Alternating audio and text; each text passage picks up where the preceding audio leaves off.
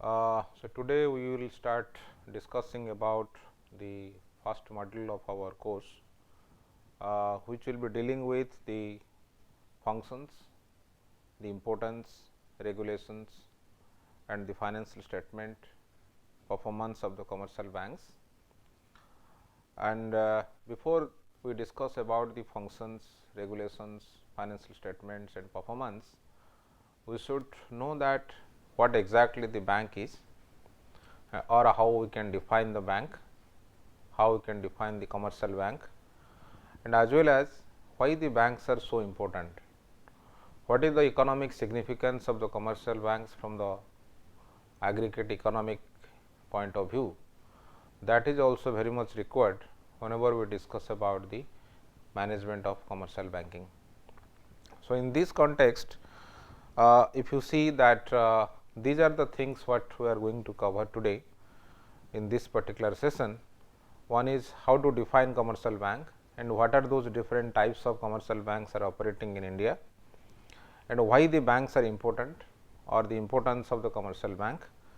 Then why the banks are so special, because there are many intermediaries which work in the system, but still the bank always plays a very prominent role in comparison to the other financial institutions which operate in this financial system for any economy, not only the developing economy, both developed and developing economy. We can see that the banks always play a very significant role, or the banks are so special among all those intermediaries what we always operate, or always what we see in the financial system.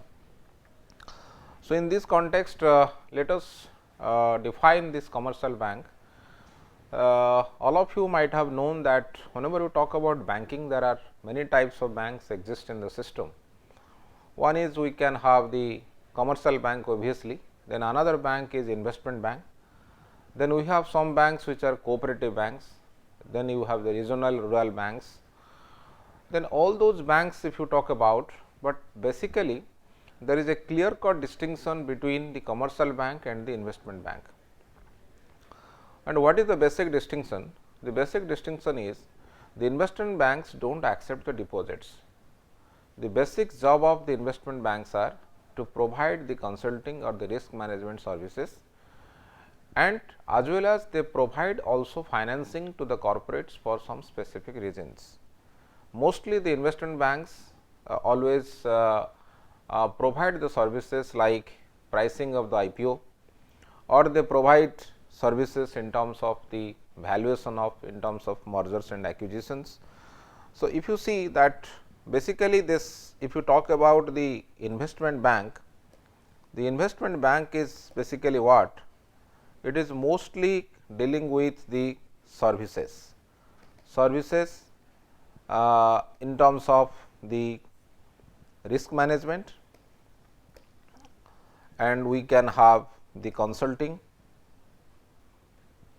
valuation services, etc. So, that means whenever any company goes for IPO and all these things, they always take the services of the investment banks or the merchant banks, what we call them, and they also provide the risk management services and the different type of consulting activities, or any kind of mergers and takeover if happens in the market. So, then also those type of banks help in terms of the valuations. So, these are the basic job or basic functions of the investment banking. But whenever you talk about the commercial banks basically take the deposits and they also provide the loans, but the investment bank do not take the deposits. So, their operation is mostly confined to a particular segment which deals with mostly the financial services, but they do not have their own deposit base from where they can utilize that money for the loan and other things. So, therefore, the basic job of the commercial bank is granting the loans, providing the loans, and they have the receiving the deposits. So, these are the two major functions the commercial banks always do. So, here if you observe, for the common people point of view, for common investors point of view, or the common stakeholders in the financial system point of view, if you see, the commercial banks play a very significant role, because these are the two basic things always we required in the financial system for many reasons. We need money for investment, we need money for buying the houses, and also we want to keep our money in the banks to get certain kind amount of returns. So, keeping those things in the mind, that commercial banks basically always have a very significant role in the financial system as a whole. Talking about the commercial banks in India, so there are many types of banks. Already I told you, we have the commercial banks in general, like nationalized banks and all. Then we have also the banks like regional rural banks. Then we have also the banks like cooperative banks and all. But our major focus is on the typical commercial banks which are prominent, which are operating in the system, and which basically always we deal with in the day to day life. So, if you define those banks, or if you see those banks which are operating in the system, there are three types of banks which basically operate in the economy. One is the public sector banks, and second one is your private sector banks, and third one is foreign banks, and the other name RBI sometimes call them the foreign direct investment banks. So, here what is the how basically these classifications are made? These classifications are made on the basis of the ownership. That means, whenever you talk about the public sector banks, mostly the public sector banks are owned by the government, or the majority of the stake always the government has. And whenever you talk about the private sector banks, the private sector banks ownership pattern is mostly different from the public sector bank, because it is mostly dominated by the different private stakeholders or private shareholders. And foreign banks basically what? They are not the banks which are the parent banks which are existing in India. These are basically the different type of banks which parent bank is there somewhere in other countries, but they do the operations in terms of their branch expansion and all these things in the Indian economy. So, therefore, in terms of ownership, popularly the banks are defined in these three ways: the public sector, private sector, and foreign banks which work in this particular system. So, this is what basically the banks are defined, or this is the way the different types of banks which operate in the economic system or in the financial system in particular. Then moving to the other things, that how basically this system works.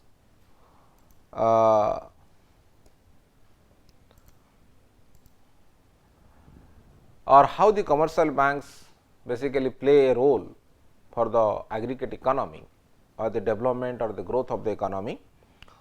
All of you know that all type of transactions, whether it is a stock market transactions, or whether it is a day to day transactions, or it is any kind of activities where we need or we use the money, for everything the payment gateway is the commercial banks. The payment gateway means all the transactions are made through that particular bank. So, bank is responsible to fulfill the transactions between buyers and sellers, between savers and investors, and all type of stakeholders which basically have the significance in the financial system. So, therefore, the commercial banks play a significant role in terms of the payment mechanism, because this is the payment gateway for all type of transactions which are happening in the economy. And second part, if you see second point, the commercial banks is an important part of monetary transmission mechanism. What do we mean by this monetary transmission mechanism? All of you know about monetary policy. So, whenever we talk about monetary policy, so in the monetary policy sense, what basically what is the mechanism through which the money can be flown from one particular segment to another segment. So, the basic objective of the monetary policy is we can use some instruments, like the instruments are the interest rates. The interest rate is the instrument, then it will have the impact upon the money supply, and if the money supply gets affected, then the investment gets affected. The investment gets affected, then that will have the impact on the output or the growth. So, this particular channel is called the monetary transmission mechanism. So, let us take the example from India. So, in the Indian context, the major instrument is rate repo rate. So, if we change the repo rate, either you can increase or decrease the repo rate, then the repo rate will have the impact on the market interest rate. The market interest rate, in the sense, in Indian context, our target rate is call money rate. So, if the call money rate gets affected, then obviously your lending rates of the banks gets affected. So, if the lending rate gets affected, then obviously what will happen? The lending rate will have the impact on the bank credit. It will have the impact on the bank credit. If the bank credit gets affected, then money supply gets affected. If the money supply gets affected, then obviously your investment gets affected. So, then finally, your output gets affected. So, in summary, if I very clearly, if I can tell you that you have the repo, change in the repo will have the impact on the call money rate. So, if the call money rate gets affected, then your bank lending rates gets affected. So, if the bank lending rate gets affected, then it will have the impact on the money supply. If money supply gets affected, this will affect the investment, then finally, it will have the impact on the output. So, you see here it is a bank lending. So, if the bank lending is affected, then obviously, lending rate will have the impact on the bank credit or the loan. So, in general, what basically we have observed that in the transmission mechanism process, particularly the monetary transmission mechanism process, the commercial banks play a very significant role, because the money supply in the economy, this is one of the channels. In this process, the money supply of the economy gets affected. So, if the money supply gets affected, then obviously it will have the impact on both investment and as well as the output, and also the price inflation. The price change also happens through this. So, in this context, what we can say, so therefore, what we can conclude, that bank is an integral part of the transmission mechanism of the monetary policy for any economy, because bank credit channel is a very powerful channel through which the money supply in the economy can be controlled or can be changed. So, therefore, it has a very strong impact on the economic growth process. And the third one is another thing, that it is also a major source for the corporate sector. What does it basically mean? It means that whenever any companies invest in the market, so they need certain kind of financing. And what are those different type of financing? Mostly the prominent type of financing is the debt and equity. So, as per our theories, what basically the companies do and what is the most suitable and reliable sources for them? First, basically what they will do, they will rely on their own profit. In our language, we call it the retained earnings. First, the retained earnings will be utilized. So, if the retained earnings is not sufficient, they will go for the loan or the debt financing. If still it is not sufficient, then they will go for the equity financing. But whenever you talk about the debt financing, there are many sources through which the financing can be made. One of the sources is bank, it can be another company or any other financial institutions. But what basically we have observed, that always the companies prefer the bank financing. So, that is why first whenever they need any kind of debt financing, the companies first prefer the bank financing. If still again it is not sufficient to cover up their deficit financing activities, then they can rely upon the other financial institutions in the market. So, therefore, the commercial bank financing is a very prominent source of financing for financing the corporate sector. So, there are other reasons also. Commercial banks financing or commercial bank plays a very significant role in the financial inclusion process, because the banks are available to everybody in the economic system and all. So, overall if you see what we can conclude that commercial banks really play a significant role in the economic growth process in the aggregate sense. So, therefore, it has its own importance, it has its own significance. So, therefore, always it is desirable that the banks should be sound, it should be efficient, it should be stable. So, by that we can say that our economic system, particularly the financial system in the economy, will be robust and we are less prone to any kind of instability in the economic system.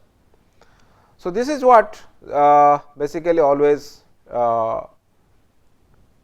gives you the idea that how the banks are really important in the financial system as a whole.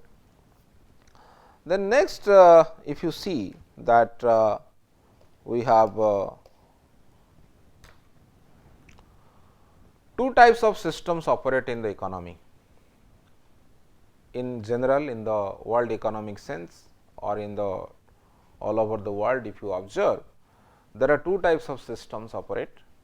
One is your bank based economy and another one is the market based economy. There are certain advantages and there are some disadvantages also. Whenever you talk about the bank based economy, mostly our reliance on all type of transactions in the financial system are done through banks only, are done through banks. But whenever you talk about the market based system, in the market based system, always we may not rely upon only the banks, we also give equal importance to the other financial institutions, including the capital market and all. So, what has been observed, if you go back to 1980s and all, if you observe the bank based economies are what? The bank based economies are mostly, if you see, these are Japan, we have Germany, we have India. So, these are the prominent bank based economy exist in the world. In 1980s, if you see the growth rate of Japan, Germany and all, they enjoy very high growth rate in comparison to the other market based economy like USA. Why? Why we can say that the bank based economies were performing better or they have certain advantage over the market based economy? The reason is that the bank based economy is basically is good in dealing with non diversifiable risk. What do you mean by the non diversifiable risk? I hope all of you might have known there are two types of risk, one is systematic and another one is unsystematic. Systematic risk is basically what? Which is nothing but the market risk, which cannot be diversified, and another one is non diversifiable risk, which is unsystematic risk, which is specific to the individual entity. It may be a company or it may be any kind of organization.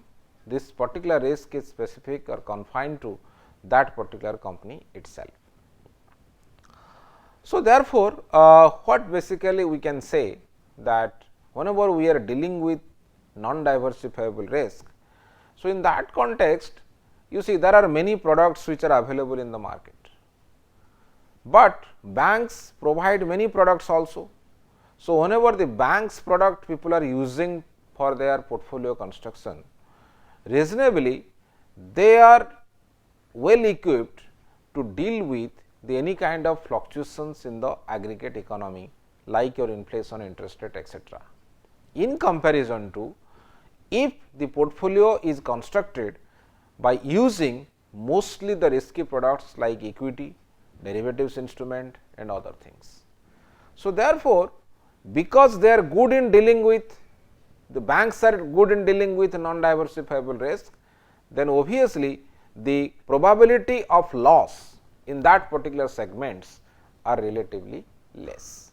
So, that is the major reason that why the bank based economy are basically good in terms of enhancing that growth rate. And it is also observed in the market oriented economy, many people invest in equity, more than 50% investments are made in equity. And as we know that equity investments are considered to be the risky investments. Why they invest in equity? Because the other products which are mostly the fixed income securities products or the less risky products which are provided by the banks, they may not be adequately available to be considered in their portfolio. But whenever we talk about the bank based economy, because bank is important and they play the most vital role in the economic growth process, the products are available plentifully. So, because products are available plentifully, then what happens? Those in those kind of economy, the investments can be more diversified, or people can choose their investment on the basis of their objective or on the basis of their requirements. So, that is why the reliance on equity is relatively less in the market oriented economy, because the availability of the other products which are provided by the banks, these are also plentifully available. Then bank based economy is also better in intertemporal risk sharing. What do you mean by this intertemporal risk sharing? Because whenever we have the different segments which operate in the market, for example, we can say that there is a intertemporal gap always happens. Why there is an intertemporal gap? Because on the basis of your objective, your instruments may not be available in the existing system. So, whenever any retired people wants to invest some money, so he or she may not be interested to invest the money in the equity market. He may be or she may be interested more to get some fixed amount of return at a reasonable period of time.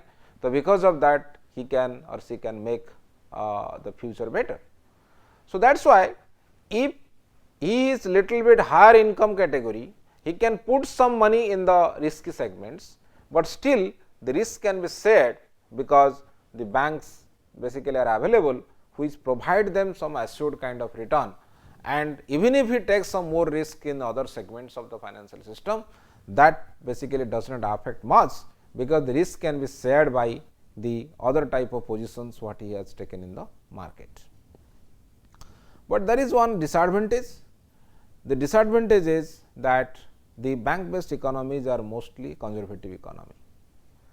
Because of their conservative nature, because of their approach is little bit conservative, sometimes those banks do not finance to those companies which are relatively doing the risky business, or the business is not established, or the technology what the company is going to use, that is not known to the banks, maybe the reliance upon more new technology.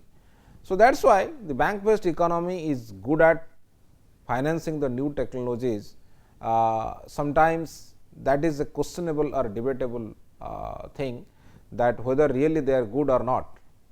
So, in that sense, what basically we are talking about this, sometimes some people argue that the banks basically provide the finance for the business where there is a chance of growing, but it is also observed sometimes the bank based economies are not providing the finance whenever the technology what the company is going to use, that is relatively risky.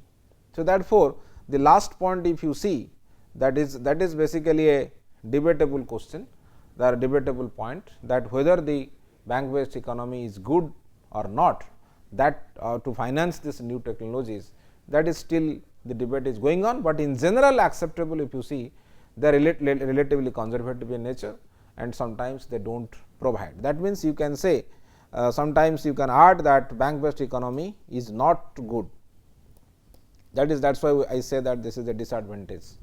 You can say that although some people argue that bank financing is available for them, but the bank based economy is not good at financing the new technology. That is also one acceptable argument always we can consider. So, this is what about the difference between the bank based economy and the market based economy.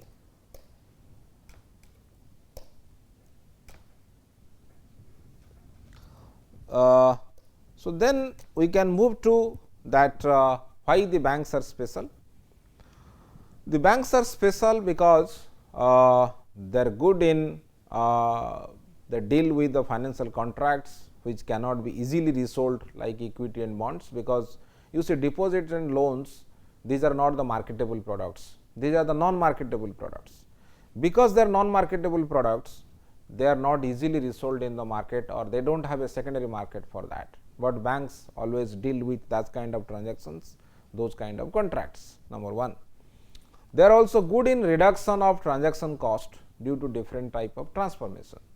What kind of transformation? If you see, there are many transformation they do, like quality transformation, maturity transformation and all these things, and there is economies of scope exist between deposits and credit activities, because there are many products which are available by the commercial banks or provided by the commercial banks for investment in the market. So, already I told you that what are those sources of economies of scope and scale, because there are large number of products provided by the commercial banks, number 1, and they have the expertise in managing the liquidity risk in the system, and they are able to diversify the investment in the market because of the existence of the more products which fulfill the requirement of the customers from the different perspectives. So, that is why proper diversification, expertise in managing liquidity risk and large number of products, availability of the large number of products, these are the major sources of economies of scope and scale in the banking sector.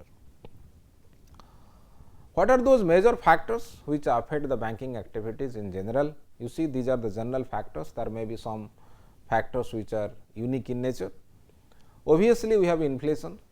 If there is inflation, then banking activities gets affected, because if the price level is high, then obviously there is a impact on interest rate. If the interest rate gets affected, then the bank loans and as well as deposits gets affected, and because of that the banking activities gets affected. Then we have the technology. If there is technology, then obviously there is a huge change in the recent era because of the online transactions and all kind of digitalization in the banking sector. The importance of the banks have gone up. Many people who are not doing or dealing with the banking business, now they are all comfortable with this kind of thing, or the bank transactions or use of the banks day by day has increased. Consumers preference. Consumer preference in the sense what we talk about, the consumers may be more inclined towards the banking because they have more reliance, they feel that banks are safe for the investment and all, for dealing with the transactions and all. Then you have globalization. In the globalized era, because the markets are integrated and we are dealing with the world economy at a particular point of time, then the banks are the major institutions which provide the incentive or provide the platform for those kind of transactions easily. So, because of that, globalization is a major factor which is affecting the banking activities in the system. Then we have another factor is competition. Competition means I am talking about the market structure. The market structures are important also for monopoly market, perfectly competitive market and all these things. These are also affect the banking activities. Whether the banking sector is a monopolistic market or is a monopoly market or is a perfect market, that also affects the performance or the activities of the commercial banks. So, there are many other financial institutions. Their list is a long list, all of you know that. We have mutual funds, we have hedge funds, we have investment banks, already I told you. Then we have the finance companies. These are the different entities who are basically the leading competitors of the commercial bank, but still commercial banks deal with those kind of thing and make their positions in a unique position in the economic system, because the availability, accessibility all kinds of things are more for the in the context of commercial banks than the other type of entities which exist in the financial system as a whole. So, then if you conclude, then what are those things what we can get from this particular discussion? There are three types of commercial banks which are operating in India on the basis of their ownership. Mostly they are more popular in that sense: public, private and foreign.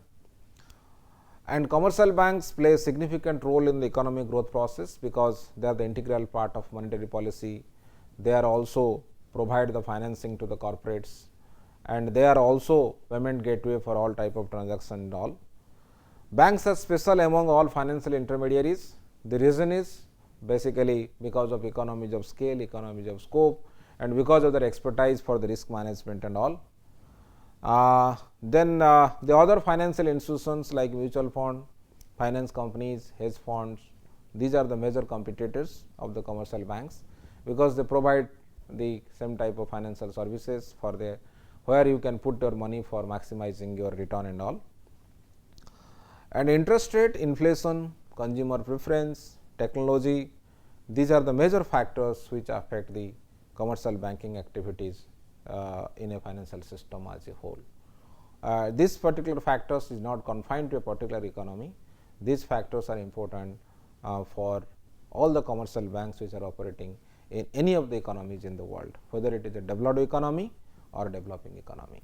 So, these are the major conclusions what we can draw from this discussion. These are the references you can go through for the detailed analysis, or maybe you can read out more about those issues whatever we have discussed, and you can come to know that really how the banks really play a significant role in the economic growth process. Thank you.